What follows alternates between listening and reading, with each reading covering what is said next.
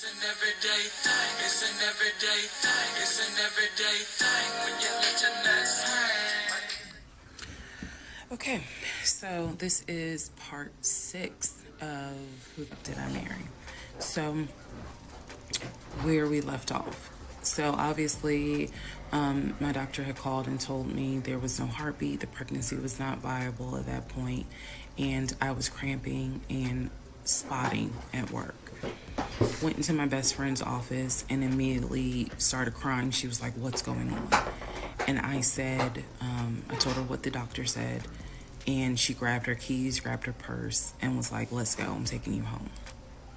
On my way home, I called my boyfriend and told him what the doctor said, and he was like, "I'll meet you at home."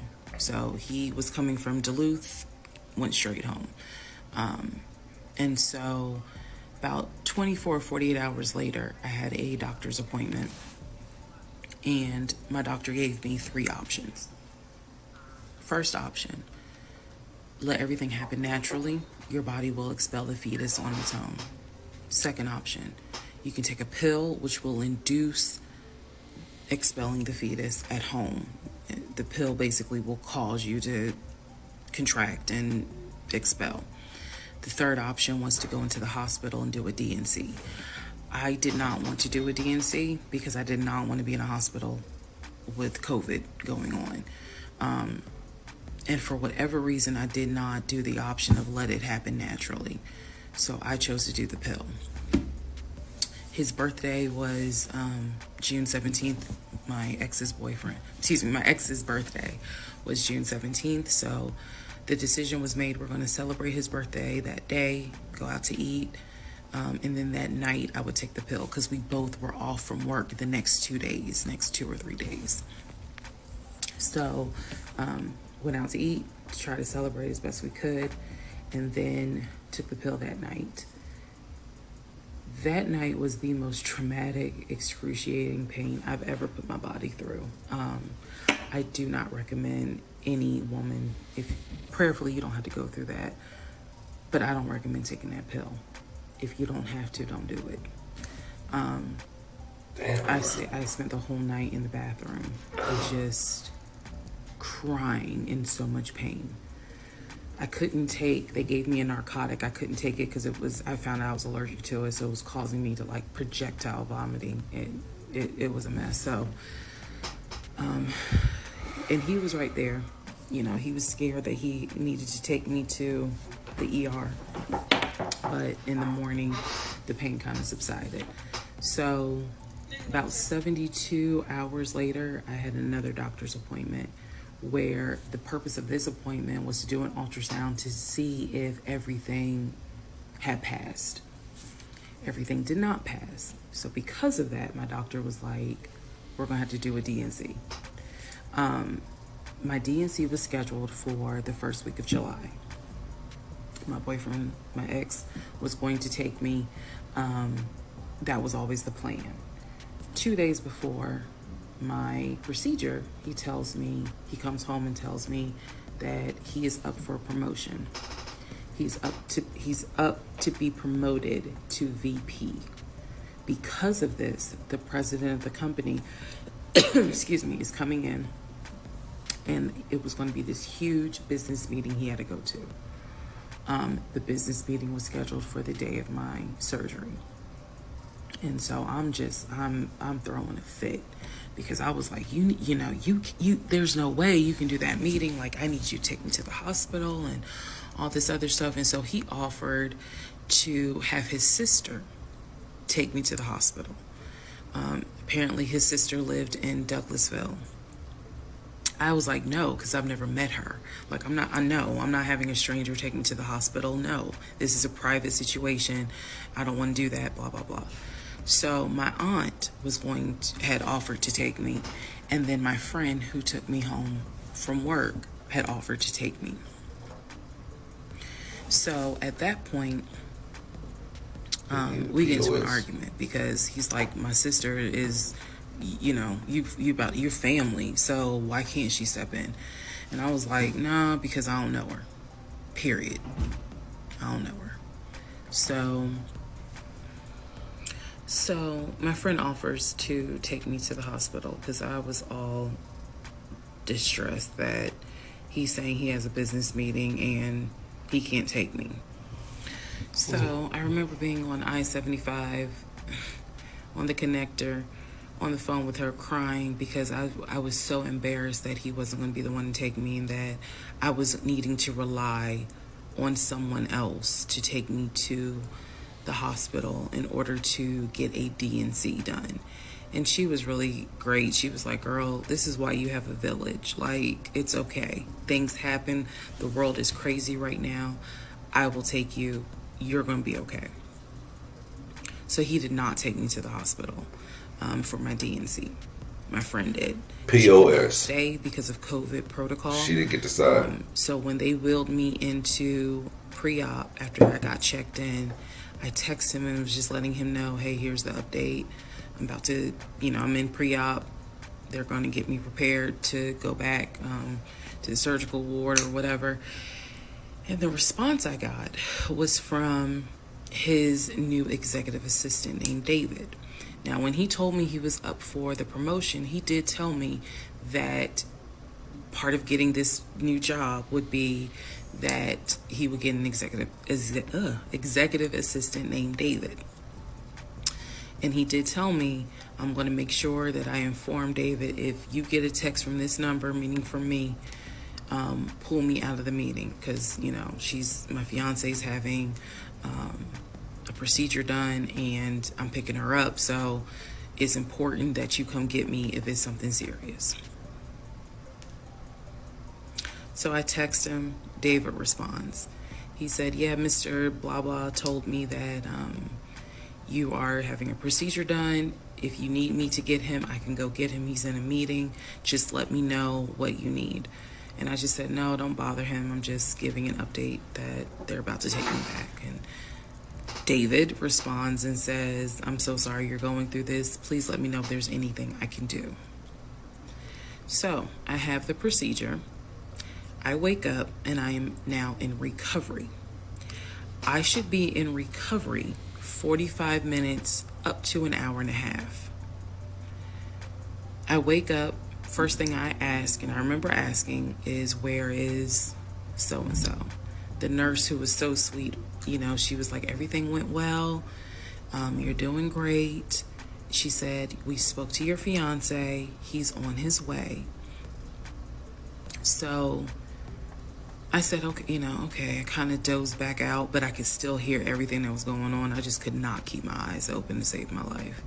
So I hear her talk to the other nurse, and that's when she said, Dr. So-and-so called her fiance, and his executive assistant picked up. And the executive assistant said that he was in a business meeting and that, you could relay to him what you need to say, and he'll tell the fiance. And my doctor was like, hell no, HIPAA, I need to speak to him.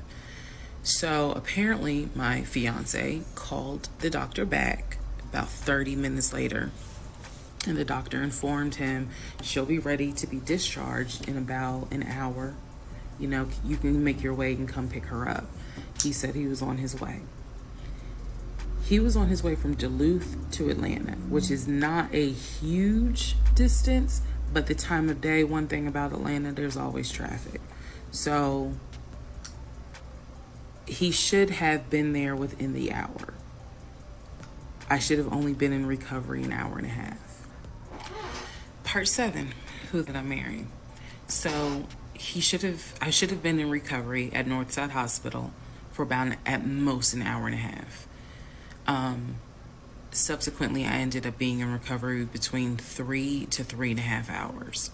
The nurses kept calling my ex, asking what's the status, because they were actually getting ready to do a shift change. So they kept calling, asking what's the status, like, where are you? I want to say that they called a total of 3 times and they spoke to him twice. So at this point, I knew that they were all like, where is her fiance? Like, what is going on? He said he was stuck in traffic, and so he was making his way there. He eventually did get to Northside Hospital, and they wheeled me down because, again, he couldn't come in just because of the protocols. So when I got in the car, and I'm in pain, but yet drugged up, couldn't keep my eyes open, I was just out of it. But I remember him calling my aunt and my mother and letting them know I picked her up, we're on the way home, let me get her settled, and then I'll give you guys an update. I remember that. What I did not know was that he had texted my aunt and my mom and asked them to not bother me for like a week. Like, just please don't reach out to her. Let her just rest. I am from New Jersey. I am from an African American family. You don't tell my black mama or my black aunt that, please don't bother her for a week. I didn't know this at the time, but I'm just interjecting that part. I'm trying to stay in the timeline, but he did apparently do that, and my aunt was like, "Well, I will fuck you up." So go home. He waits on me hand and foot. I recover. Just needed about 24 to 48 hours to just get my mind right. During this time, in between when the house in Douglasville fell through, we had not talked about a house.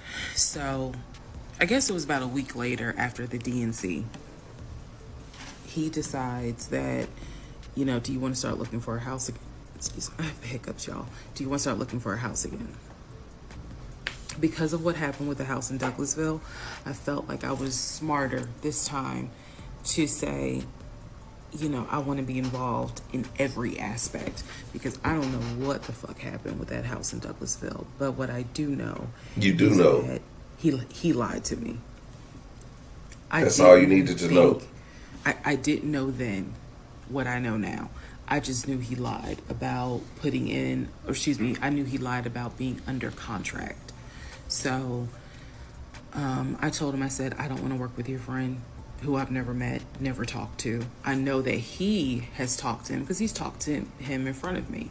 And I'm going to demonstrate on one of the videos how he used to do his phone calls. Don't worry, it's coming. So we found a new real estate agent. Really nice guy. His name was Scott. I am using his real name. Really nice guy. And we told him what the budget was. And Scott was like, okay, when you guys are ready, we can start looking at houses. Try to look for houses that are empty, because you can actually tour those. If it's a house where someone's already living in there, chances are it's going to have to be a virtual tour because of COVID. So I found a house that I absolutely, in total, we must have looked at about 15 houses. But I found a house in Smyrna that I absolutely loved. We toured the house. Everything about this house was perfect. The house was listed for $699,000. It was a brand new construction build. The only issue was that the basement was not finished, and he wanted the basement to be his man cave. Again, I went with him to tour this house, so this was already feeling very different than the situation in Douglasville, because we did not actually tour the Douglasville house. We only did a FaceTime virtual tour. This house in Smyrna, we toured. We toured this house more than once, and it was gorgeous, fucking gorgeous. So we talked about it. He said that he had the money. Again, the price was $699. He said he felt comfortable putting in an all-cash offer. If you remember on the videos before, he told me he had money in his savings from when he played football. So when he said an all-cash offer, even I knew, you got that kind of money? Like, where you can cut a cashier's check for $699,000? And he told me he did. He had money in savings from when he played football, and he was very comfortable paying all cash for this home. So the real estate agent, Scott, sent over the paperwork. The paperwork was sent in both of our names. It was sent to my email. That was another thing that I changed after Douglasville. Everything gets sent to me, and then I will be sure that he signs it. So he sent it to me. I looked over the offer.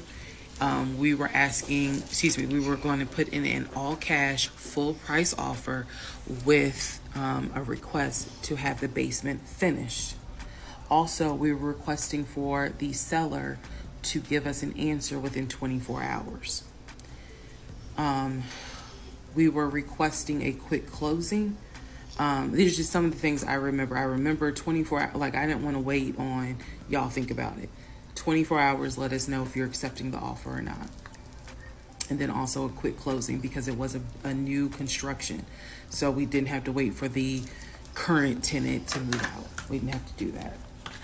So I watched in our bedroom as he pulled it up, because it was a electronic document. He signed his name to the offer for $699,000 cash. He requested again, the seller let us know in 24 hours if they were accepting the offer. So we submitted the offer at around 6 p.m. We were requesting that by 6 p.m. the next day, they let us know if the offer was accepted or not. I watched him sign the offer. I sent the offer back to Scott from my email. All parties had signed. Scott texted us and said, I got it. I'm submitting it. I will let you know what they say. All right, part 8 of Who Did I Marry? So we submitted an offer on the house in Smyrna. I sent it over to Scott, our realtor, and next day comes, Scott asked if we can take a phone call. So he calls us and tells us that the offer was not accepted and the builder did not do a counter offer. We don't exactly know why. We don't exactly know why he didn't accept it, but the bottom line is that we figured out later on that he didn't want to finish the basement. So the offer was not accepted. The house fell through. I was okay with that because, again, I knew he had put in an offer. So we continued looking at other houses. We found another house in Smyrna that he really liked. I thought that it was way too big for just the two of us. And so the price of this home was much higher than the $750,000 that Chase had approved for the mortgage. So what he explained to me was that he was willing to do the $750,000 mortgage, and he was also willing to put a significant amount of the money in savings on the house, which meant that he was now comfortable going from $750,000 up to about $900,000. Again, his whole explanation was, I have the money where I can put down a substantial down payment, bring down the price of the home, and then basically mortgage the rest of it. So that was now the plan. I was not comfortable with a home over $900,000. But again, keep in mind, I saw the Chase paperwork. So I was like, I just feel more comfortable sticking at the $750,000 mark. That's what you were approved for. Let's go with that. By this point, this is now fall of 2020. We had been talking about marriage. I had my ring. He had made VP at the company. And again, he was calling me every day from work. I need to kind of explain how the company was ran, because when you think VP, you would think he would be in an office. It was a condiment company, so they actually were producing the condiments, and I'm not saying the name of the company on purpose, but they were producing the condiments in this particular plant location. So a lot of times he would simply tell me that he walked the floor, checking in with his subordinates, basically. Now, how did he go to work? For the most part, at this point, he left before I woke up. However, pretty much he wore dress pants, kind of like a dark navy blue cargo pant, and he had a polo shirt with the company logo on it. What I saw a lot of times is that he would not wear the polo shirt to work. He would wear like a company t-shirt. He would wear rubber sole shoes and the navy blue cargo pants. I didn't think it was a uniform, but it reminded me of what someone would wear when I worked at Amazon, if you're going to be doing manual labor. He didn't go to work sloppy looking at all, but it definitely was not suit and tie. Nowhere near suit and tie. It is fair to note that outside of work, he was a man who he loved to dress.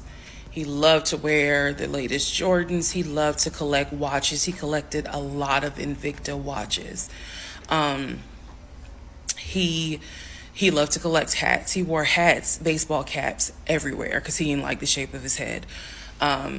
So in terms of how he dressed casually, the man, he could dress. In terms of how he dressed for work, yeah, he didn't dress like a VP. But his excuse was, I'm constantly walking the production floor, and I can't be in a suit and tie walking the production floor where they're creating the condiments that we're selling. So by this point, again, this is fall. By this point, we're still looking at houses.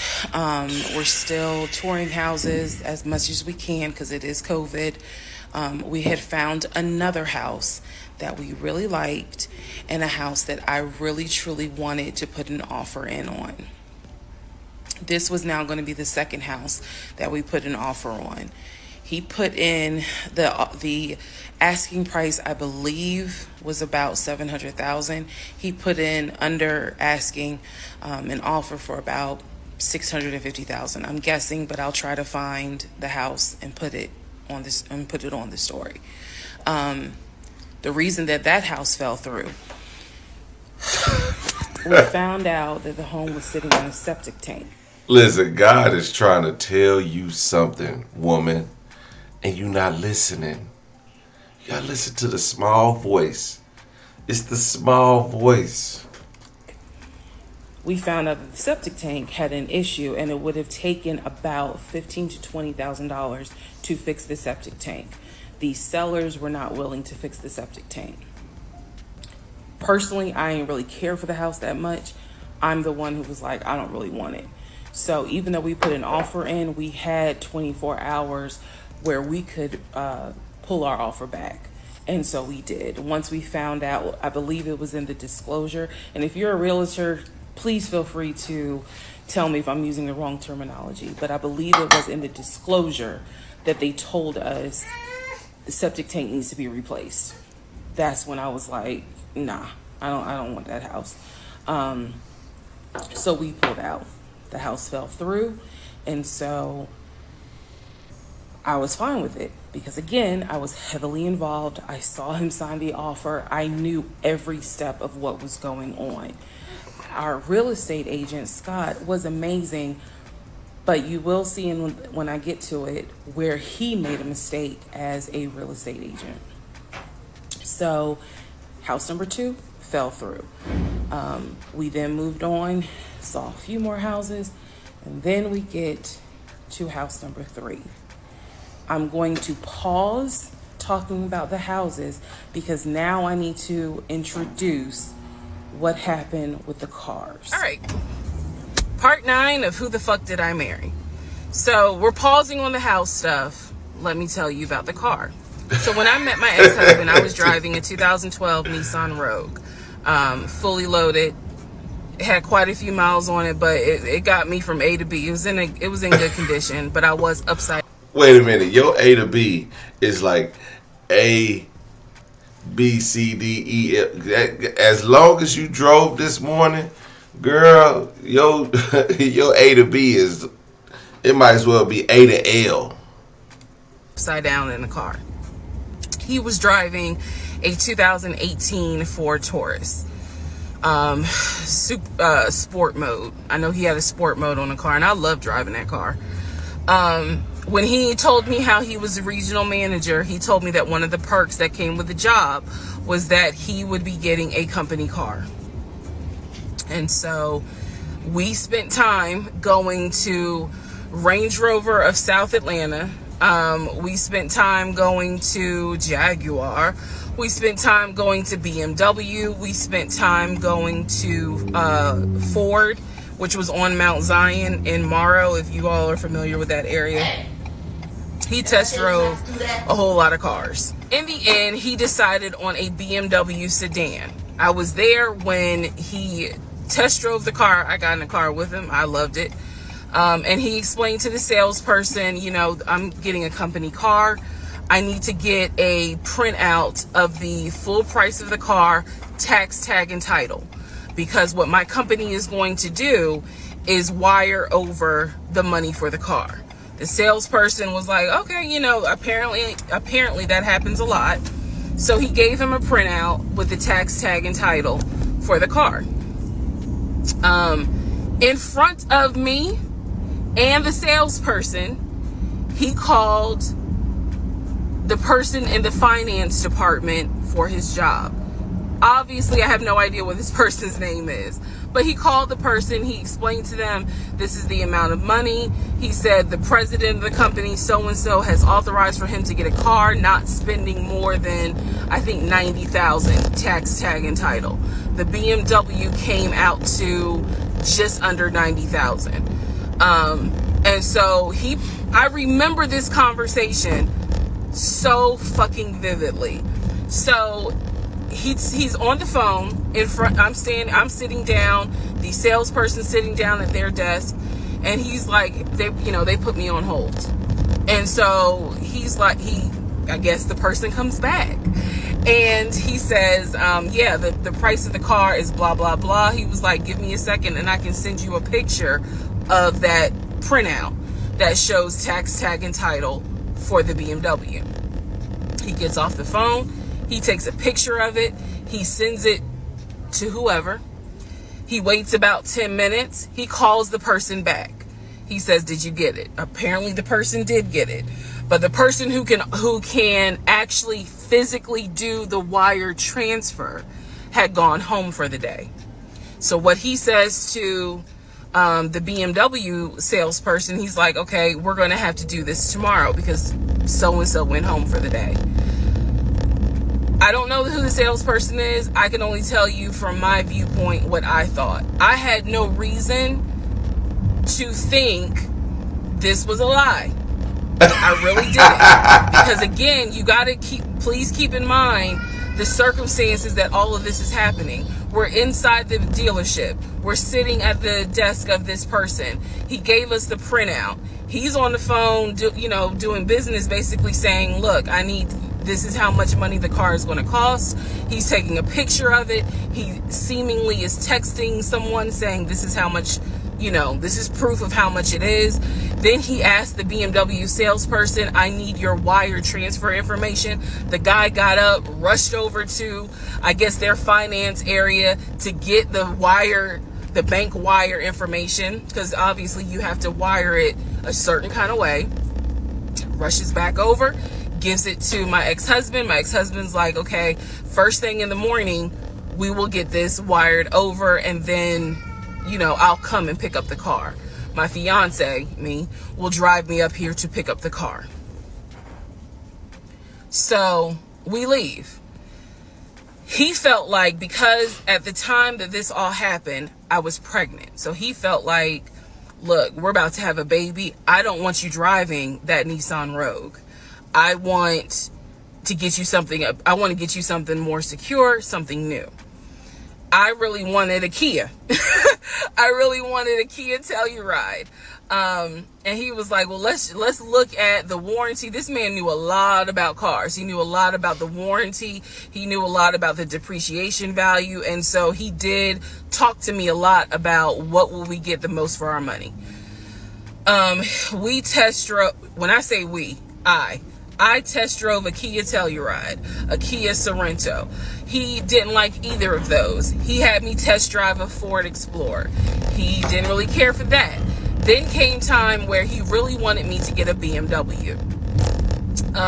He really wanted me to get a BMW X5. So he took me to Global BMW Imports, which, if you know anything, I take it you not driving a X5 with all that rattling you got going on in the background. About Atlanta, it's off of Cobb Parkway, but you can see it off the highway.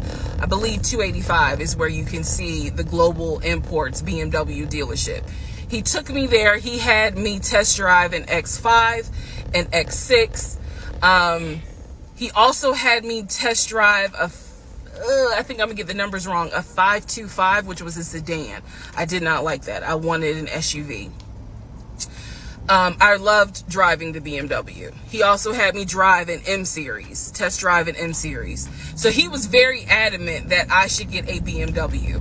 The reason being is because, according to him, he had a BMW in California when he lived in San Diego. He had a BMW that he loved. It was a white BMW. He showed me pictures of the BMW. So he showed me pictures of this white BMW that he had, and unfortunately the car got totaled about 2 months before he moved to Georgia. You believe that? So he had received money, not a lot, but some money to get another car, and he used it to get the Ford Taurus because he was like, I just need a car that's going to get me from A to B until I get into a house and I'm much more settled. For him, he was like, I'm really giving myself 60 days to get settled here in Georgia after moving from California. But then he met me. Again, that's the story. So he had me test drive the BMW. So much so, I loved the BMW. Loved it. I wanted a dark blue BMW with cognac interior. I wanted an X5, and I wanted an M Series. So I can clearly tell y'all that's exactly the car I wanted. We were online looking for that particular car because not every dealership had it. I was okay with a black BMW if needed. But I really wanted dark blue, and I really wanted that cognac colored interior.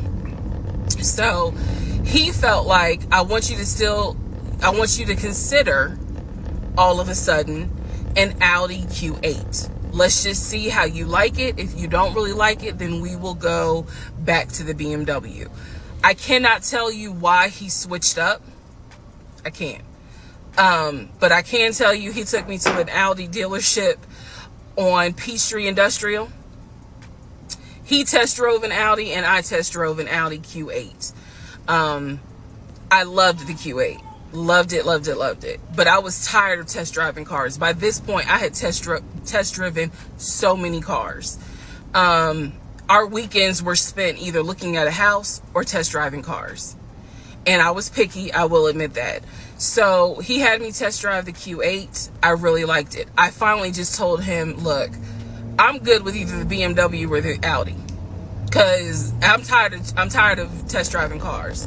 He told my family he was buying me a new car because, keep in mind, let me let y'all know, he had met my family initially on Zoom because, again, we were locked down. He had met my family.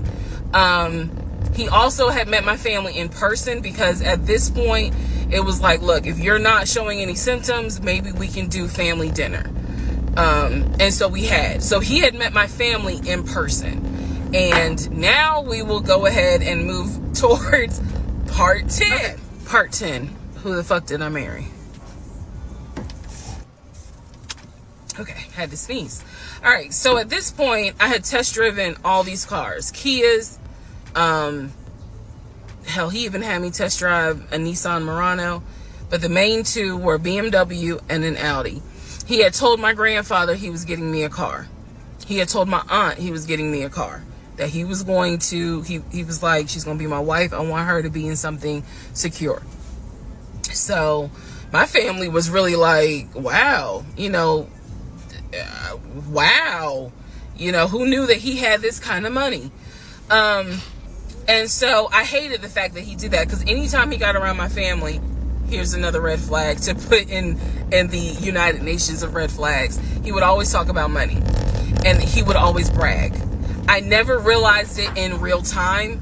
I didn't realize it until I was out of the situation. He always bragged about the fact that he could fight, the fact that he had money, and the fact that he played football. Those are the three things he always bragged about. Back to the cars. So I told him, I was like, pick one between the BMW and the Audi, because you said you buying it. So pick one. So this man chose the Audi. So he takes me to the dealership. I wanted a white Q8. He does give me the printout of how much it's going to cost, tax, tag, and title, to get this Q8. Gentleman who's helping us gives him the printout. He's saying he's going to pay this money for the car out of the savings account that's offshore. That's the story. That's what he's saying. So he apparently is asking the guy, is there a holding fee? Can I pay a holding fee to secure this car while I'm working to get the money transferred? Because obviously with COVID, it's going to take long for the banks to transfer the money. Side note, I need everyone to understand, one of the reasons why he was able to get away with the stuff he got away with is because we were on lockdown. It's crazy because it's now 2024, but I don't know, do we all remember how it seemed like a lot of stuff stopped in 2020? Now, keep in mind, that's not an excuse I'm making, because shit still got done. But in terms of business as usual just was not happening in 2020 at this time. So when he's saying, oh, it's going to take a while for the bank to transfer the money, the gentleman who was working at Audi he didn't make a face. He didn't blink. He was like, I know it's going to take a while because of COVID. So basically what ends up happening is we leave. He has the printout. He calls the bank, or he calls his financial advisor, who does have a name. The financial advisor's name is Eric. I feel comfortable using certain people's names, especially if we find out they didn't exist. So he calls Eric. He tells Eric in front of me, hey, I need to transfer $72,526, whatever the amount was, because I'm buying a car for my fiance. This is the bank account information. Do you need me to give it to you over the phone, or do you need me to email it to you? Pause. I can't hear what the person's saying, but that's what he would do. Do you need me to give it to you over the phone, or can I email it to you? Okay. All right, give me a few minutes and I'll go ahead and email it to you. He was getting it. All right. Let me know. I'll call you back to find out if you received it. Okay. Hang up. So I'm hearing this because, again, I'm not paying attention to, did I hear on the other phone? Did I hear anybody on the other end? So he proceeds to type up an email, type up something, telling him this is the information that we need. I didn't think anything of it. He called me at work the next day to tell me that the money was sent to Audi, that he called Audi and he confirmed with Audi that they received the money. What he told me is that the car is going to be delivered to the house. Y'all, it's not that I lived in the hood, because I didn't, but I did not live in an area of Clayton County where you would have a brand new Audi delivered to your house.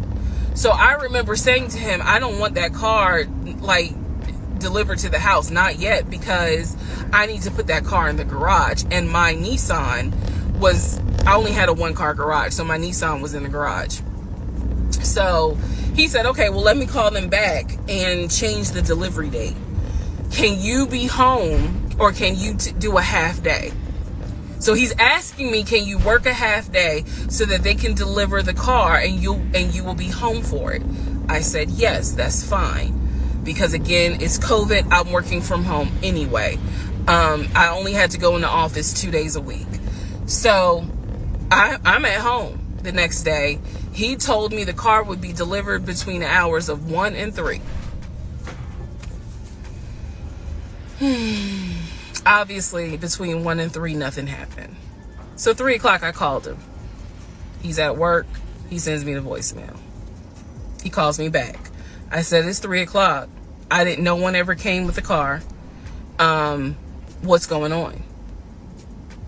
And then I remember I was like, well, do I need to call Audi myself?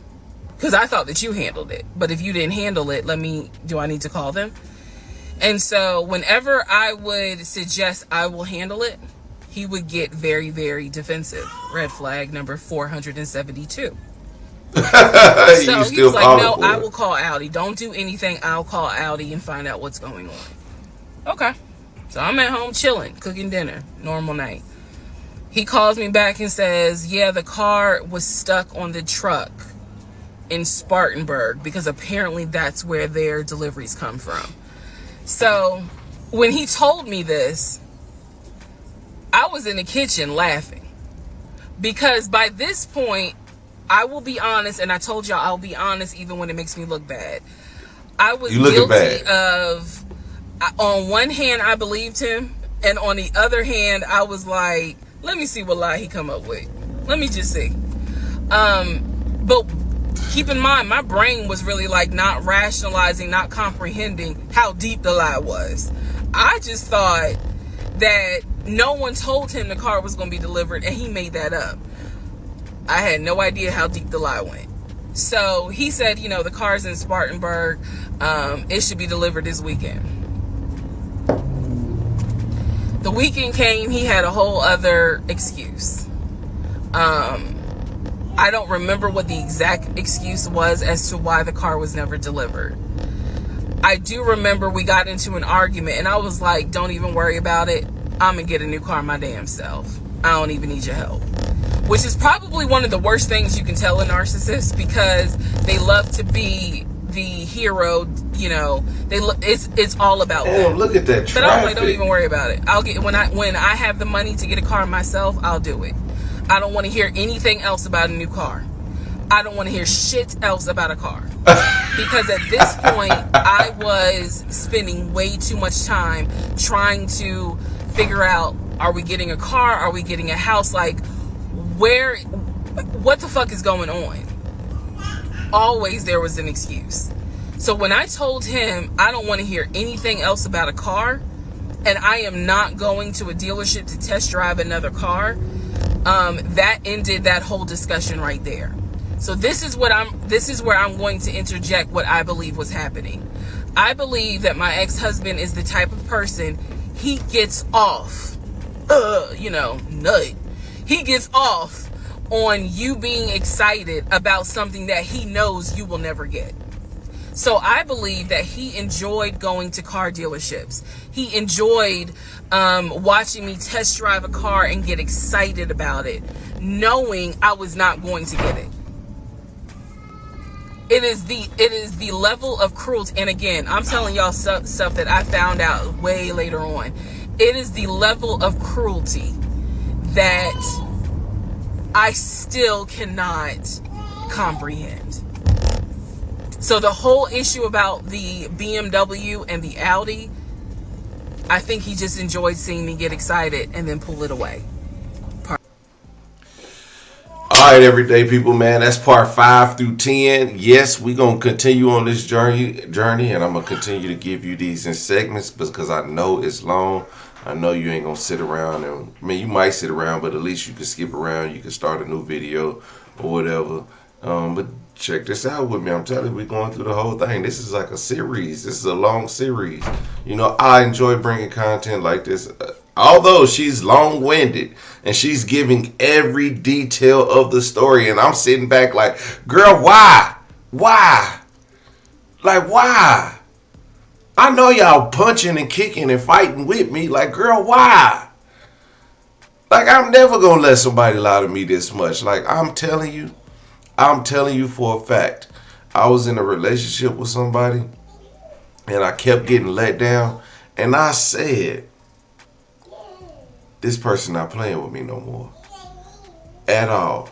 And I not only did I put an end to the relationship, but I put an end to their BS first. And I said, stop lying to me. Because I know you're not. Okay? Stop lying to me. Then when they kept trying me thinking I'm stupid, I said, you never gonna figure it out. Like I'm a dummy. You know what I mean? And this ain't a recent one. This is one from some years back. Y'all don't like me calling people out, calling my baby mamas out and stuff like that, so I won't. But just know it was a baby mama. Okay? She's lying to me all the time. Girl, if you don't get your lying ass, lying to me, lying to everybody else, and still lying to people to this day. To this day, still lying to my kid. Y'all mad at me telling me, oh, you gonna talk about the mother of your seed. You should hear what the things they say about me. I ain't perfect, but I ain't no deadbeat. And I ain't no compulsive liar. Now, have I lied about cheating? Yes. Who hasn't? If you cheating, you gonna obviously lie. But I'm not finna be making a bunch of broken promises to somebody. That's just not in my character. I ain't got it. I'll tell you straight up, I ain't got it. If we in a relationship, trust me, women, no. If we in a relationship and I'm not finna fake the funk, I ain't got it. I ain't finna have you doing this. I got 5 kids. Now I do. But before I had 5 kids, I ain't got it. We ain't doing it. You want trips? We gotta work together.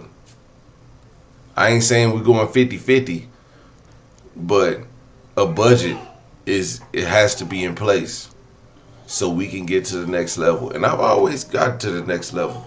Ain't nothing wrong with budgeting. See, y'all worried about going 50-50 when you need to be worried about budgeting with your partner. And that I got these kids, they just ain't gonna let me be great today. But it's cause it's long video. I would have been done.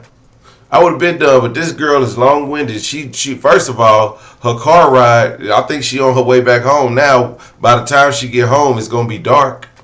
Okay, like the car ride was from night to morning. Now it's morning to night, just in reverse. Like, girl, you worried about living in Smyrna. You need to live wherever your job is.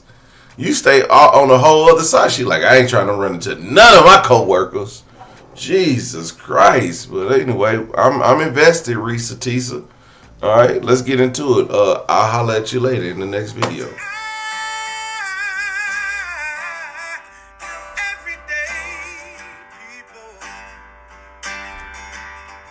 Day and night. For some women, it can start working in as quick as 1 week.